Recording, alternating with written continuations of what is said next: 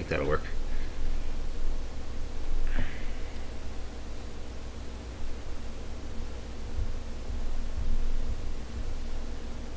Yeah, I think that'll be cool.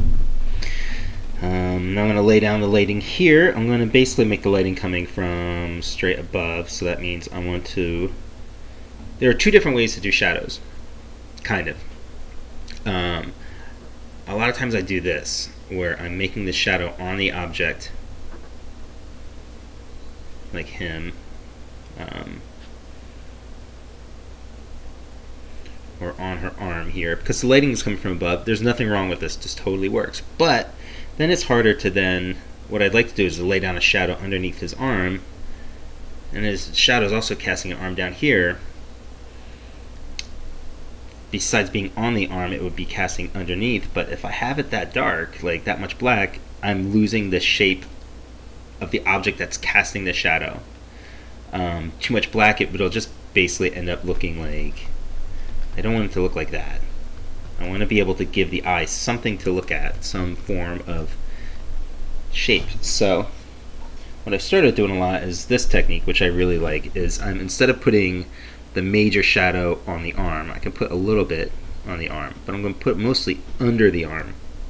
So it's the object, in this case the arm, that is casting the shadow. The object, in this case was the hand, is casting the shadow.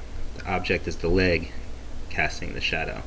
And I can still put bits of shadow on the object as well, but not so much that we lose its form and shape.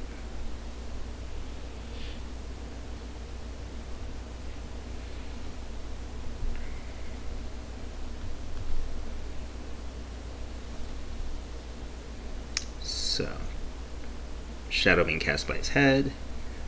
This is the shadow being cast by her arm, by her leg, her chin. Put some shadows on the object. Need some shadows on her hair, her head, her eyes, from his head, his body here, and his arm there. So it's the object that's casting the shadow, not leaning so much on the shadows on the object itself. I hope all that makes sense. So that's one way I go about doing some shadow stuff. So I'm going to lower the opacity on there, way down, then go back onto the actual inking layer, grab my actual inking pen. I notice I'm using a lot of size 50s, almost like a default size. That has to do with the resolution that I'm working at, the size of the actual paper.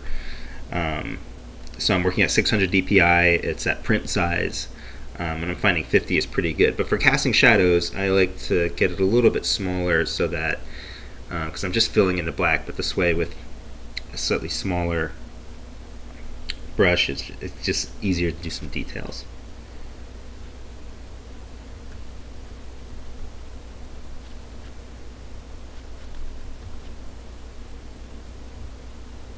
So here we go. Here's an example of...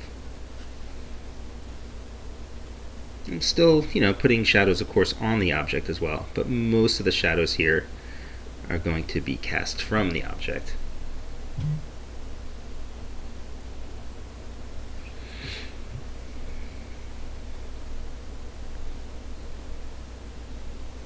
Another way to go about this too is if I actually drew the shadows on yet another layer, because then I realized when I got to here, I might want this background to be black around him, and if I do that, we lose his shoulder completely, So sometimes I'll do it on another layer, because then once I lay that shadow in, I can take stuff out. I'm not explaining that well, but there you go. Alright, so let's fill in these blacks real quick. It's my favorite part, just adding black, adding shadow. Oh. Draw these in.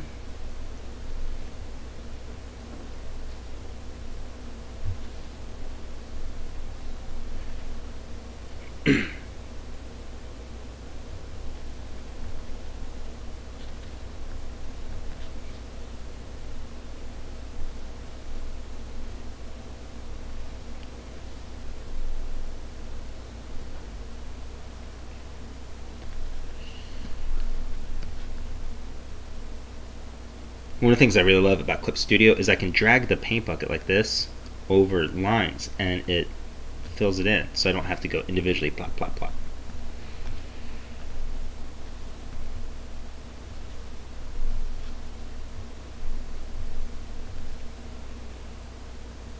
So that's just a quick example of laying down some shadows.